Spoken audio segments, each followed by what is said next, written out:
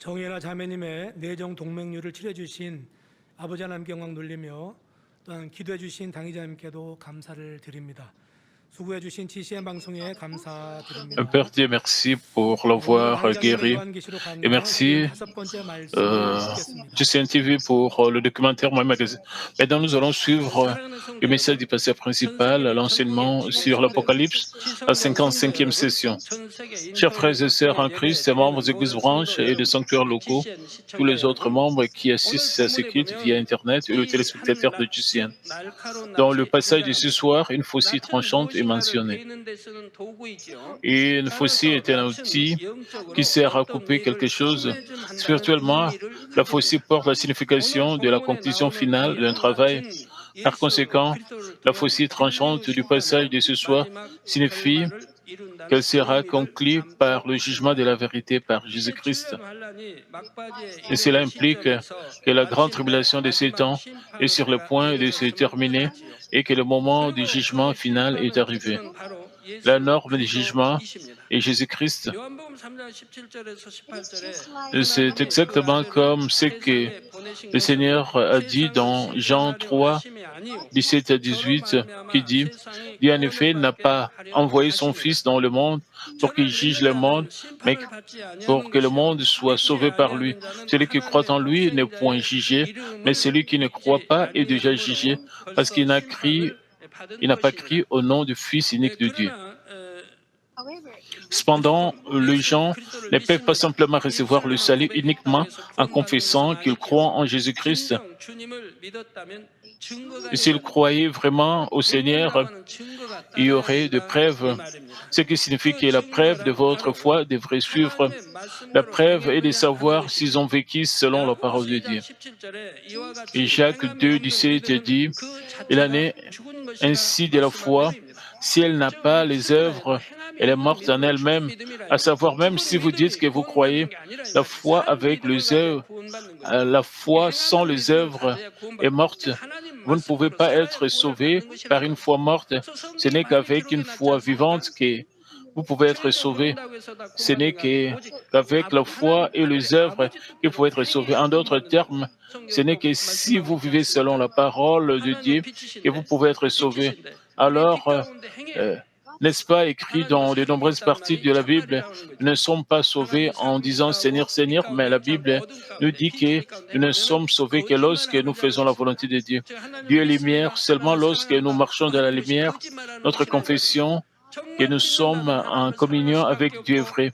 Bien que nous disions que nous sommes en communion avec Dieu, si nous ne vivons pas dans la lumière, mais demeurons dans les ténèbres et le mensonge, nous sommes des menteurs. En d'autres termes, dire Dieu, je te crois ou Dieu, je t'aime sont des mensonges. Si vous croyez vraiment, vous ne pouvez qu'aimer Dieu. Si vous aimez Dieu, vous ne pouvez pas vous empêcher de garder ses commandements. Et ce faisant, nous sommes sauvés et entrons au ciel. Par conséquent, le fait que Jésus et Christ deviennent la norme du jugement signifie la norme est devenue la mesure dans laquelle chaque individu a pratiqué la parole du Seigneur dans sa vie. Selon cette norme, la paille est séparée du bon grain. Le passage dit qu'un ange lance la faucille et récolte le grappe de la vigne et de la terre. Lorsqu'un agriculteur récolte, certaines cultures sont bien mûres et il peut y avoir d'autres qui ne sont pas aussi mûres. De même, par Jésus-Christ, ce qui est devenu la norme du jugement, le bon grain et la paille sont séparés. Maintenant, le grappe de la vigne de la terre a l'essence des fruits de la chair. Cela signifie qu'ils sont les fruits qui ont grandi à partir de l'énergie de la chair et de la contre-vérité. Apocalypse 14, 19 à 20 montre le résultat des âmes qui sont de tels fruits de la chair. Il est dit, et l'ange jeta sa faucille sur la terre, et il vendagea la vigne de la terre, et jeta la vendage dans la grande cuve de la colère de Dieu. Et la cuve fut foulée hors de la ville, et du sang sortit jusqu'aux morses de chevaux, et sur une étendue de 1600 stades, jetés L'avantage dans la grande cuve de la colère de Dieu, c'est le faire jeter en jugement. C'est le remboursement selon ce qui avait été fait par ceux qui avaient commis les actes contre la volonté de Dieu, qui avaient attiré la colère de Dieu. D'ailleurs, il existe trois types de jugements. Le premier est le jugement du Saint-Esprit. Lorsque vous acceptez Jésus-Christ comme votre sauveur, vous recevez le Saint-Esprit comme un don. Et le Seigneur a dit dans Jean 16, 8, et quand le Saint-Esprit sera venu et il convaincra le monde en ce qui concerne le péché, la justice et le jugement. Le Saint-Esprit vous aide à comprendre le péché, la justice et le jugement lorsque vous écoutez la parole de Dieu. Par la parole de Dieu, qui est la lumière, vous trouvez en vous le mal et l'injustice. À ce moment, quand le mal qui était caché au plus profond de vous se révèle, vous vous sentez vraiment troublé, affligé. Mais si vous rejetez tout de suite le mal que vous venez de découvrir, vous serez bientôt rempli de joie et de remerciements. De plus, ceux qui essayent de rejeter le péché du cœur seraient heureux de découvrir le mal. Ils seraient heureux de confesser qu'ils ont reçu la grâce de Dieu. Ils sont heureux de découvrir le mal parce qu'ils ne peuvent pas rejeter le mal sans le découvrir.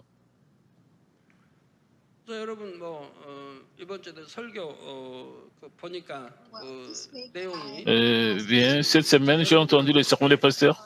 Vous vous en souvenez, vous de toute le parti?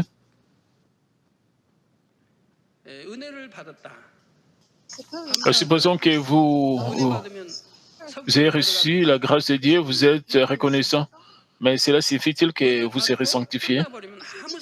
Si vous recevez simplement la grâce et que vous arrêtez là, cela ne sert à rien.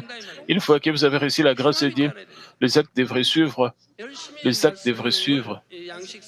Alors que vous faites du pain de la parole, les actes devraient suivre. Vous devrez rejeter ce qu'il vous dit de rejeter et arrêter de faire ce qu'il vous dit de ne pas faire. Pour y arriver, vous devez prier, recevoir de la force. Vous avez besoin de tout ce processus. Vous devez avoir ce sérieux pour rejeter le péché. Avec tout cela, votre esprit et votre âme prospèrent, votre foi grandit par l'esprit. En grandissant par l'esprit, vous recevez l'amour de Dieu, parce que vous avez la preuve de votre amour pour Dieu, parce que vous avez la preuve, vous êtes aussi aimé de Dieu. Ce qui se passe ensuite, c'est que vos problèmes sont résolus et que les maladies sont guéries. Par conséquent, vous avez la plénitude et débordé de joie et de remerciements. De plus, lorsque vous vivez avec l'aide du Saint-Esprit, vous pouvez vivre dans la plénitude du Saint-Esprit tout le temps. Au contraire, lorsque vous ne vous débarrassez pas du péché nouvellement découvert, mais que vous vivez dans le péché même si vous savez que c'est un péché, alors votre cœur devient angoissé et affligé, puisque les deux esprits, l'un pour poursuivre la vérité, l'autre et la contre-vérité sont en conflit, l'un avec l'autre, votre cœur devient troublé et affligé. Lorsque vous vous éloignez de la vérité, votre cœur devient troublé et affligé. C'est le jugement du Saint-Esprit, à savoir parce que vous ne suivez pas le désir du Saint-Esprit et que vous violez la volonté du Saint-Esprit et de Dieu, vous vous sentez affligé par le jugement du Saint-Esprit. Avec votre cœur affligé, vous pouvez avoir la grâce de vous repentir et de déchirer votre cœur. Sans cela, vous sentirez que ce sera bien de commettre de péché et de continuer à le faire. Le jugement du Saint-Esprit fait référence au fait de se sentir troublé et affligé. C'est le jugement qui apporte l'agonie à votre cœur.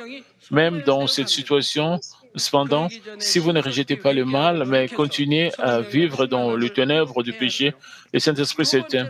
Avant que le Saint-Esprit ne soit éteint, vous devez rapidement vous repentir et vous détourner du mal pour récupérer la plénitude du Saint-Esprit. Maintenant, la deuxième forme de jugement est le jugement de la vérité. Lorsque vous écoutez la parole de Dieu, je vous ai dit que vous comprenez par l'aide du Saint-Esprit, mais tout le monde ne met pas en pratique la vérité qu'il comprend. Certains peuvent être capables de mettre en pratique ce qu'ils réalisent à 100%, mais la plupart d'entre eux ne le peuvent pas. La mesure dans laquelle chaque personne met en pratique ce qu'elle a réalisé est différente. À ce moment, selon que vous vivez bien dans la vérité, le jugement de la vérité arrive. Lorsque vous vivez dans la vérité, qui est la parole de Dieu, Dieu vous protège et vous guide et vous recevez la bénédiction de la prospérité, c'est-à-dire que tout va bien et favorablement. Vous recevez également de bénédictions en matière de santé, de finances. D'autre part, lorsque vous ne vivez pas selon la vérité, vous tombez sous les accusations de Satan. Il en résulte des épreuves et des afflictions, les difficultés financières, les problèmes familiaux, les maladies sont de telles épreuves et afflictions. La décision de recevoir la prospérité ou la difficulté dépend de la façon dont vous mettez en pratique la parole de vérité que vous entendez, comprenez. C'est ce qu'on appelle le jugement de la vérité. Permettez-moi de répéter, lorsque vous ne pratiquez pas la vérité, cela entraîne de problèmes et vous finissez par porter du fruit et c'est le jugement du corps.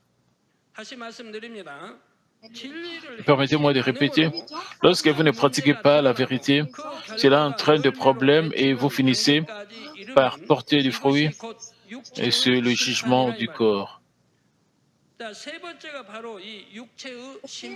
C'est le troisième type de jugement est le jugement du corps. Vous entendez la vérité et la comprenez, mais vous ne vivez pas dans la vérité. Pour cette raison, la discorde familiale et les maladies viennent à vous. Vous rencontrez des problèmes dans votre entreprise. Les choses ne vont pas bien et vous rencontrez des difficultés financières. Lorsque les choses sont mises en évidence comme cela, le résultat du jugement de vérité devient tout à fait perceptible et cela s'appelle le jugement du corps. En somme, il y a le jugement du Saint-Esprit et le suivant est le jugement de la vérité et le dernier est le jugement du corps.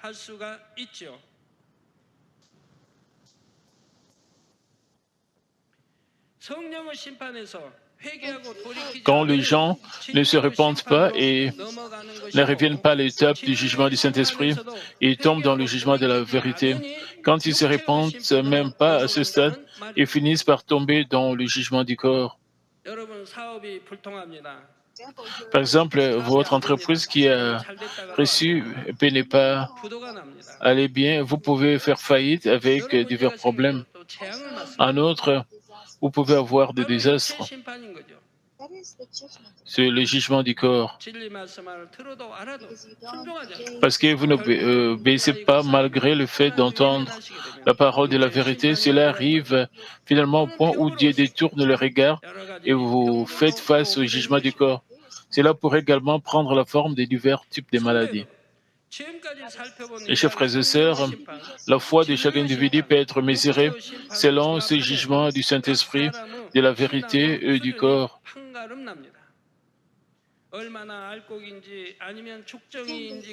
Cela peut être examiné et déterminé s'il s'agit du bon grain ou de l'ivraie. Au dernier jour, toutes ces choses sont considérées et jugées. Il y a le châtiment du fait selon le jugement.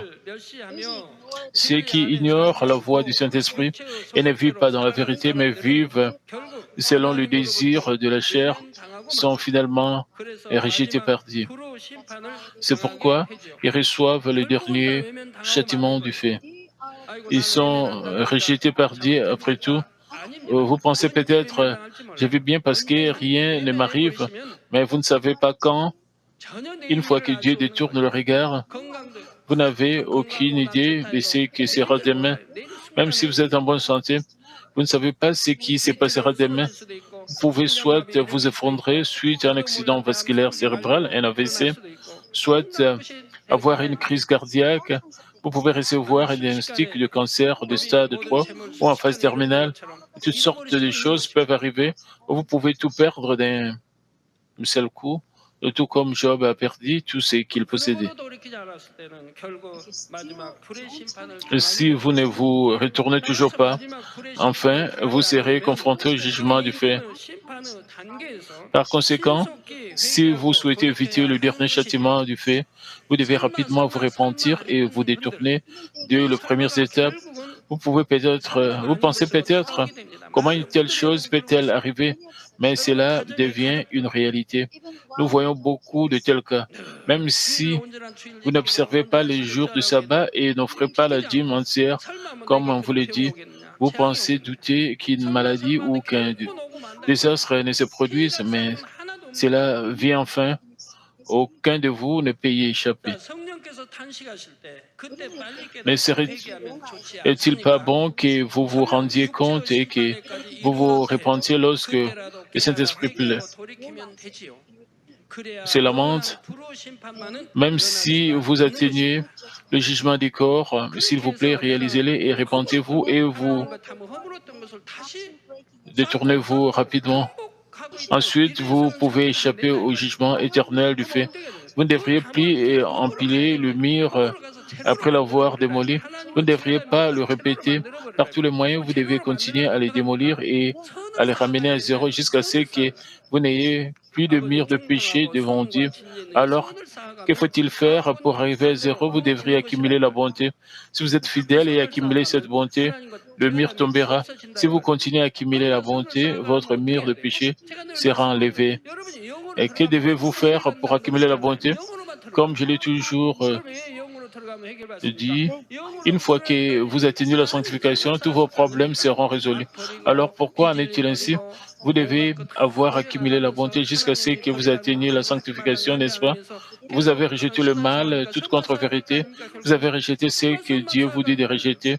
Vous n'avez pas fait ce qu'il dit de ne pas faire. Ainsi, vous devez continuer à n'accumuler que de la bonté après tout. C'est pourquoi le mur de péché devant Dieu tombera. Ensuite, vous accomplissez la sanctification. Il n'y a pas de mur de péché devant Dieu. Ainsi, vos prières sont exaucées. Votre prière sera réussie, exaucée.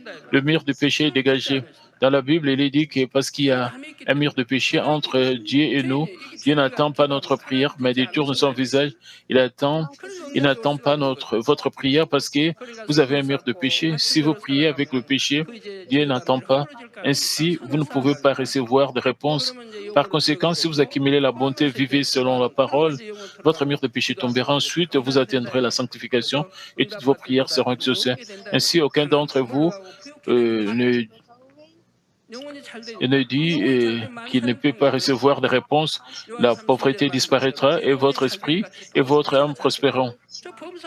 Si votre âme prospère, tout est prospère, comme il est dit dans 3 Jean 1, vous prospérerez à tous égards et serez en bonne santé. Juste comme l'état de votre âme prospère, les paroles de la Bible sont absolument accomplies comme elles sont mentionnées. Alors, s'il vous plaît, ne construisez pas un mur de péché devant Dieu. Après avoir entendu le message dans cette église, vous devrez abattre le mur de péché et vous devriez accumuler des récompenses au ciel. Cependant, parce que même après avoir écouté les paroles de vérité, vous construisez le mur de péché et commettez les œuvres du corps, le péché de la mort, le péché menant vers la mort, les œuvres de la chair, et accumuler le péché par l'œuvre, par le jugement et la condamnation, vous ne pouvez pas recevoir de bénédiction. Si vous continuez à faire le bien et pénétrer de plus en plus profondément dans la bonté de l'esprit, c'est-à-dire dans la sanctification, vous vous débarrasserez de la chair et du mal. Ensuite, vous serez sanctifié sans aucune forme de mal. Dieu sera content de vous. Vous couperez ce que vous aimiez dans le monde. Alors, comment ne pas recevoir des réponses? Beaucoup de paroles de bénédiction promises dans la Bible telles que demandez, il vous sera donné, cherchez, vous trouverez, frappez, et l'on vous ouvrira et sera votre, comme il est dit dans Deutéronome chapitre 28. Vous serez bénis quand vous entrerez et quand vous sortirez. L'ennemi diable sortira par un chemin, fuira par ce chemin. Vous n'obtiendrez aucune des maladies qui ont été mises sur les Égyptiens. Ainsi, si vous ne pouvez pas recevoir des réponses, j'espère que vous changerez votre foi en une foi qui peut désormais recevoir des réponses. Demandez, il vous sera donné. Cherchez et vous trouverez. Frappez et l'on vous ouvrira. Chers frères et sœurs, alors que Dieu cultive les êtres humain depuis 6000 ans. Il a, on dirait, d'innombrables fois, à travers le peuple de Dieu, il a enseigné aux gens à vivre selon sa parole. Il a prouvé qu'il est vivant et il le fait encore et même aujourd'hui. À travers le serviteur de Dieu, les gens qui aiment Dieu, ils répandent sa volonté et accomplissent sa providence. Néanmoins, les gens dépendent d'autant plus de la science moderne, de leur connaissance et de leur sagesse. Ils renient Dieu et ils deviennent de plus en plus souillés par le péché. Finalement, lorsque le temps que Dieu a fixé arrive, ils n'ont d'autre choix que d'être jetés dans la grande cuve de la grande colère. Dieu complètement propre et parfait, sans aucune tâche ni défaut, et comparé au cœur de Dieu, le cœur des autres est si sale et laid. Vous devriez prendre conscience de votre cœur à travers la parole de Dieu et le changer sans délai. C'est pourquoi Dieu permet des jugements, afin de vous faire vivre dans la vérité, afin que vous puissiez ressembler au cœur de Dieu. Il permet que vous soyez soumis au jugement du Saint-Esprit et de la vérité, et même au jugement du corps. Dieu vous raffine afin que vous puissiez vous réaliser et changer à travers le jugement. Si vous abandonnez un tel amour de Dieu jusqu'à la fin, vous serez jeté dans la cuve de la colère de Dieu et recevrez la dernière punition de Dieu. Dieu vous a donné plusieurs jugements, à savoir, il vous a donné le jugement du Saint-Esprit, le jugement de vérité, parce que vous n'avez pas écouté. Il vous a donné le jugement du corps, parce que vous n'avez toujours pas écouté, vous faites face au jugement du fait à la fin. Supposons que vous mouriez d'une maladie sans vous repentir, vous affrontez enfin le jugement du fait, n'est-ce pas? Maintenant, Apocalypse 14, 20 dit, et la cuve fut foulée hors de la ville, et ils sont sortis de la cuve jusqu'aux morses de chevaux, et sur une étendue de 1600 stades. Être hors de la ville signifie ne pas recevoir le salut. Il y aura de plaire hors de la ville. Cela signifie ne pas recevoir le salut. Et la cuve fut foulée hors de la ville et du sang sorti de la cuve indique la souffrance qui a résulté du jugement. La quantité de sang qui sera versée en raison de la grande tribulation de 7 ans est énorme. Ceux qui resteront sur la terre recevront le jugement du fait pendant la grande tribulation de 7 ans. Et la troisième guerre mondiale, les catastrophes naturelles et toutes sortes de fléaux sont décrits comme le jugement du fait. Et ce jugement couvre le monde entier. À cause de ce terrible jugement mondial du fait, une énorme quantité de sang sera versée. Pour cela, le passage de ce soir du sang est sorti jusqu'aux morses des chevaux. Le sang est sorti sur une étendue de 1600 stades, indique à quel point le jugement du fait est misérable et terrible. 300 kilomètres, c'est presque aussi loin que la distance entre New York et Baltimore. Dieu donne une chance jusqu'au dernier moment et ceux qui n'acceptent pas la chance tomberont dans un terrible jugement. Le problème est cependant qu'il y a encore un autre jugement du fait qui attend toujours. C'est tellement terrible que le jugement de la terre ne peut même pas lui être comparé. Le jugement charnel du fait n'est pas la fin, mais l'enfer, le jugement spirituel du fait qui ne sera jamais éteint pour toujours et qui attend toujours. Même si les gens ne sont pas enlevés dans les airs, mais tombent dans le jugement charnel du fait, ils doivent s'accrocher au nom du Seigneur et vaincre par tous les moyens afin qu'ils puissent échapper au jugement spirituel du fait. C'est pourquoi Dieu permet que toutes les choses qui auront lieu après l'enlèvement soient mentionnées dans le livre de l'Apocalypse. Cette parole, cependant, peut être entendue par ceux qui ont des oreilles pour écouter la voix du Saint-Esprit. Peu importe le niveau de détail utilisé pour interpréter la parole, seuls ceux qui ont des oreilles pour entendre peuvent écouter cette parole, se repentir et saisir la dernière chance du salut. Maintenant, Apocalypse 15, 1 dit, « Puis je vis dans le ciel un autre signe grand et admirable, cet ange qui tenait sept fléaux, le dernier, car par eux s'accomplit la colère de Dieu. »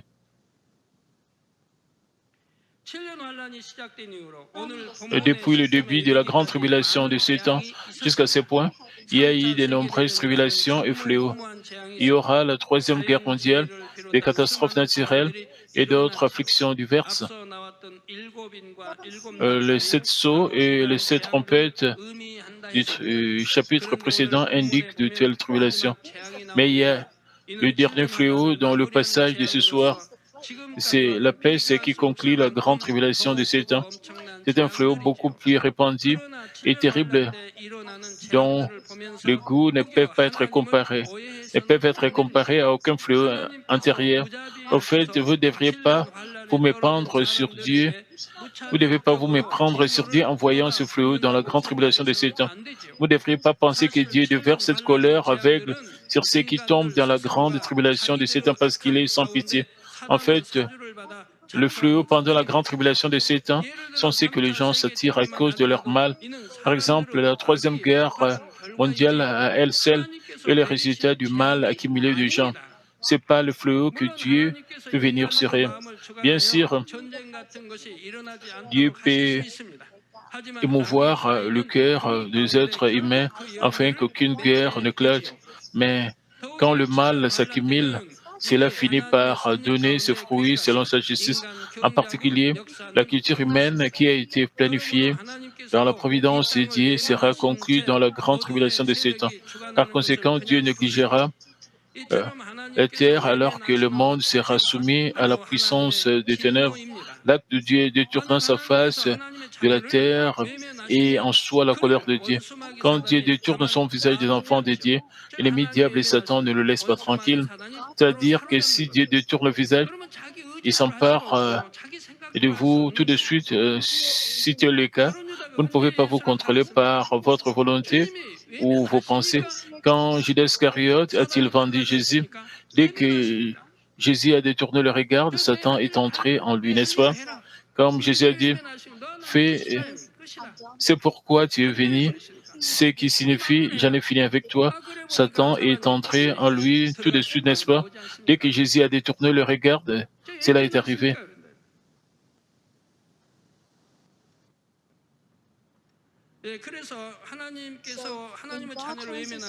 Ainsi, lorsque Dieu détourne son visage des enfants de Dieu, l'ennemi diable et Satan ne le laisse pas tranquille, c'est-à-dire que si Dieu détourne et regarde, il s'empare de vous tout de suite. Lorsque les enfants de Dieu habitent dans la lumière, Dieu le protège sûrement de l'ennemi diable et Satan. Mais quand ils vivent dans les ténèbres, il n'y a rien d'autre que le résultat des accusations de Satan. Pendant la grande tribulation de ces temps, puisque la terre est sous l'autorité de l'ennemi diable et Satan, le mal des gens devient de pire en pire.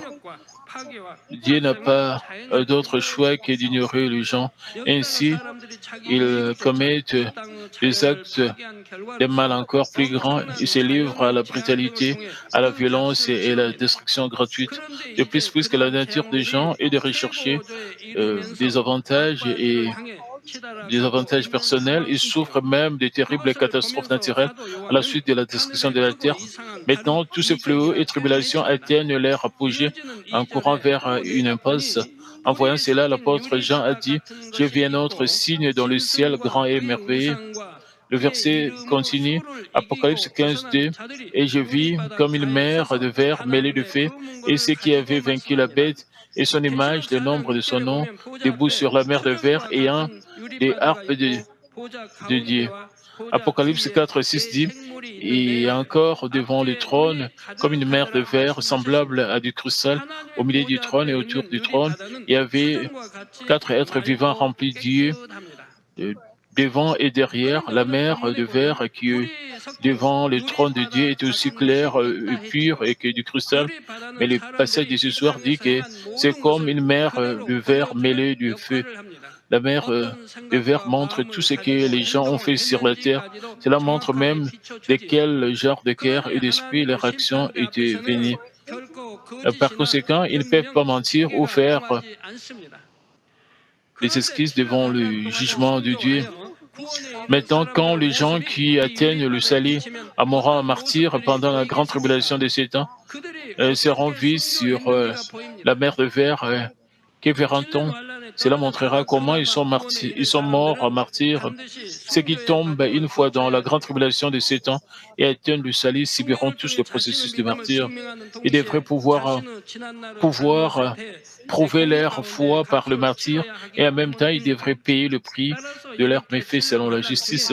C'est pourquoi Dieu montre comment ils meurent en martyr lorsque ceux qui atteignent le salut pendant la grande tribulation de 7 ans viennent au jugement. En montrant la scène, Dieu reconnaît qu'ils ont payé le prix par la foi et ont atteint le salut. Ces innombrables personnes nées depuis la création du monde voient leurs péchés révélés sur la mer de verre. Chaque acte, pensée, action et même leurs paroles y sont révélés. Même si vous savez que Dieu est tout-puissant et omniscient, vous vous demandez peut-être comment cela pourrait être possible.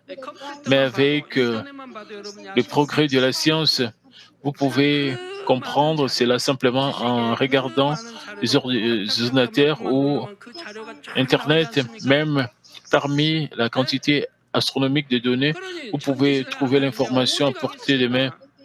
Alors, combien cela sera-t-il de plus avec le Dieu Tout-Puissant, avec le progrès de la science? Il est plus facile de comprendre cela. Même pour les êtres humains, une telle chose est possible. Si vous effectuez une recherche sur Internet, vous pouvez trouver tout de suite n'importe quel verset biblique que vous voulez, n'est-ce pas? Parmi l'énorme quantité d'informations de ce monde, vous pouvez obtenir ce que vous voulez en un instant. Ainsi, cela va sans dire avec la mer de verre devant le Dieu Tout-Puissant. La mer de verre, à ce stade, semble être une mer de verre mélangée à du feu. Puisqu'ils meurent en martyrs en gardant leur foi, même sous de si terribles persécutions et tribulations, il est évident que la mer de verre semble être mêlée de feu. Ceux qui ont été victorieux de la bête et de son image et du nombre de son nom peuvent se tenir debout sur la mer de verre dans une action de grâce indescriptible. Ils se tiennent sur la mer de verre, tenant des harpes, tenant des harpes du Dieu, et ils chantent le cantique de Moïse, et le serviteur, et le cantique de l'agneau. Apocalypse 15, 3 à 4 dit, et ils chantent le cantique de Moïse, le serviteur de Dieu, et le cantique de l'agneau, en disant, tes œuvres sont grandes et admirables, Seigneur Dieu Tout-Puissant, tes voies sont justes et véritables, roi des nations, qui ne craindrait, Seigneur, qui ne glorifierait ton nom, car tu es saint, et toutes les nations viendront et se prosterneront devant toi, parce que tes jugements ont été manifestés.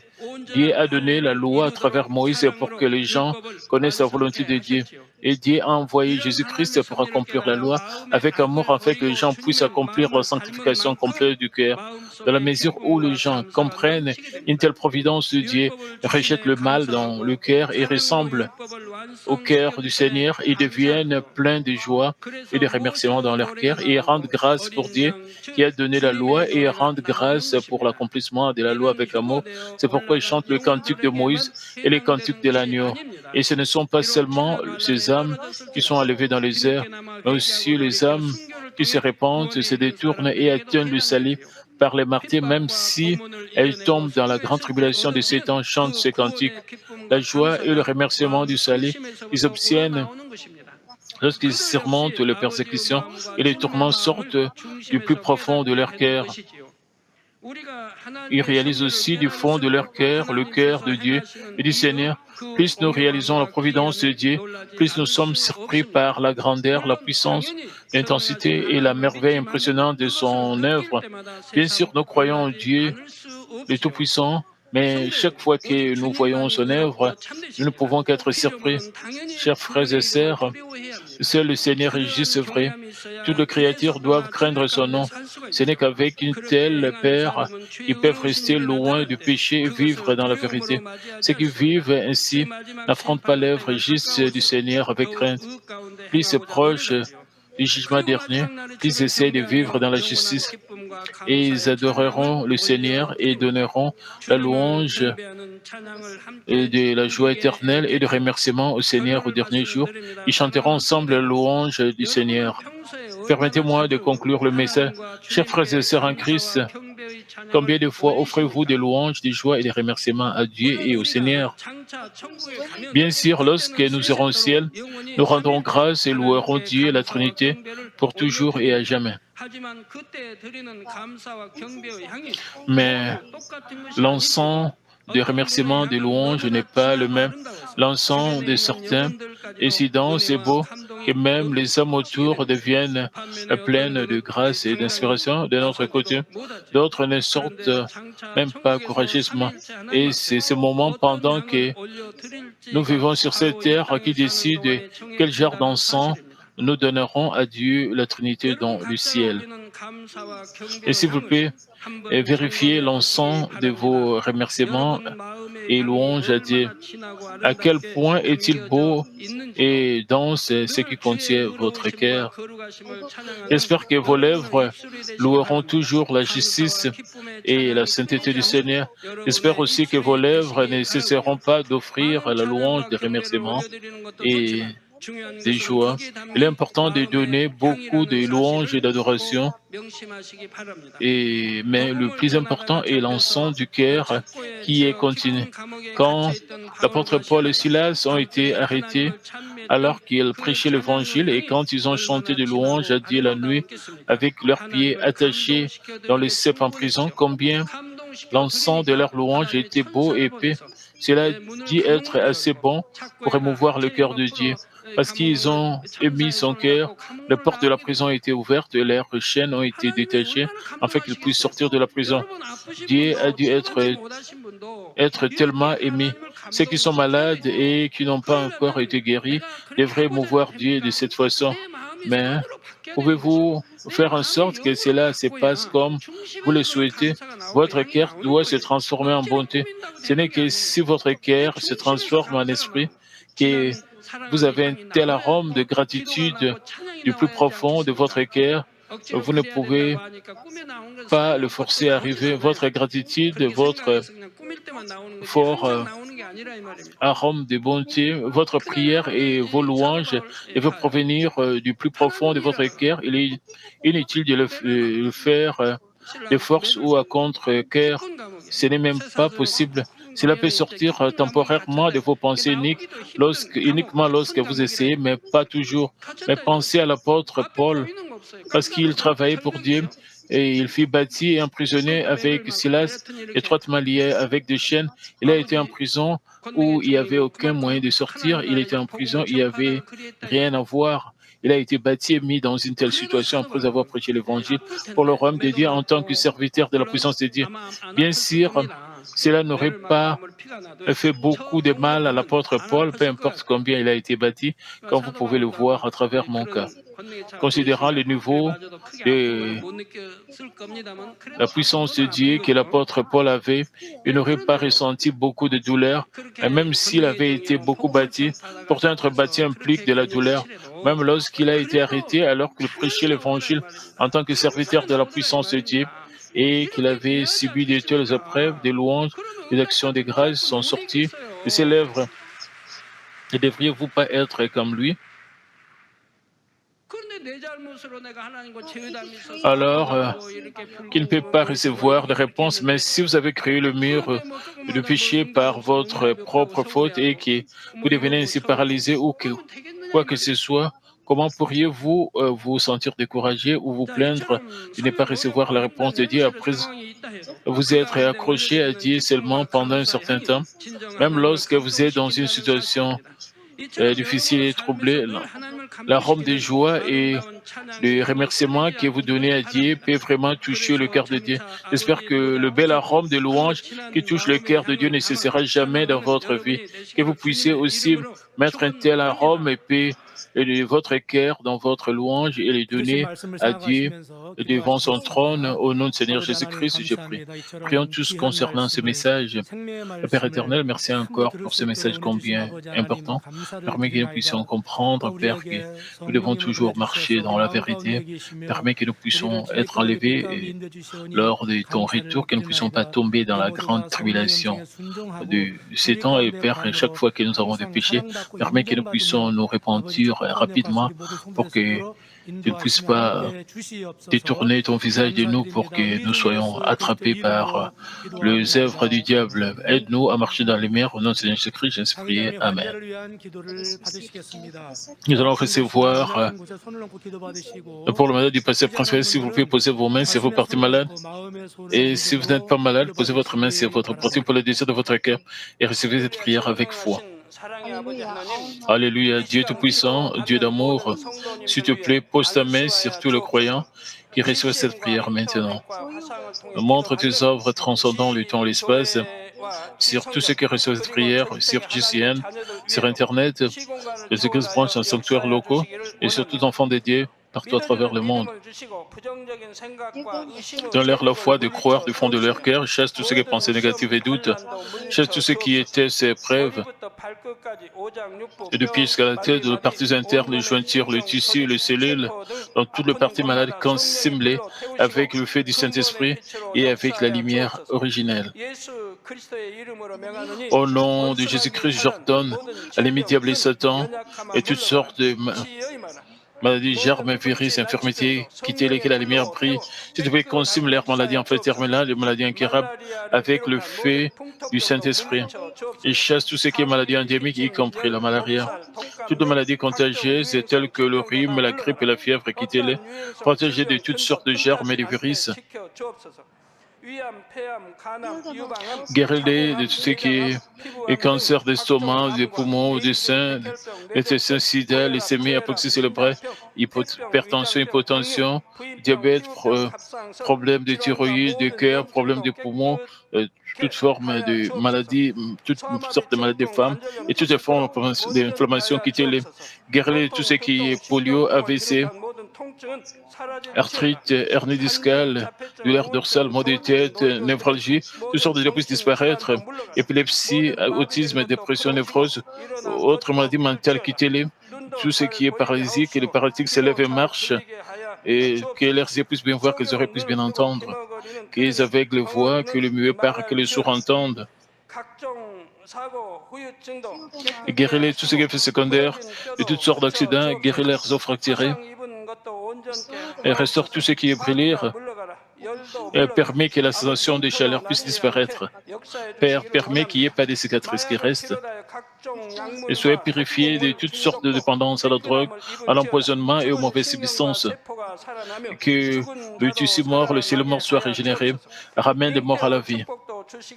Donne à tes enfants la bénédiction de la conception et recevez la bénédiction de la conception. Au nom de notre Seigneur Jésus-Christ, j'ordonne à l'ennemi diable et Satan, les principautés de la puissance de l'air, les mauvaises forces dans le lieu céleste et leurs serviteurs, quittez-les. Quittez-les, esprit impur, esprit de division, esprit de séparation et toute force de ténèbres, et tout ce qui est chaîne de monsieur soit brisé. Ténèbres, quittez-les. Que la lumière brille. Père Dieu, donne à tes enfants la force de se créer dans la prière et la puissance de rejeter le péché et de devenir sanctifiés. Comme leur âme prospère, permet que tout marche très bien avec eux et permet que leur famille soit évangélisée. Protège-les de toutes sortes d'accidents et de désastres tout au long de cette semaine et bénis-les pour mener une vie prospère sans aucun problème, avec le feu ardent du Saint-Esprit, l'armée céleste et avec tes yeux enflammés. Protège tous tes enfants, leurs familles, leurs lieux de travail et leurs affaires. Donne aux étudiants la sagesse et l'intelligence, dans l'enthousiasme et la ferveur de bien étudier.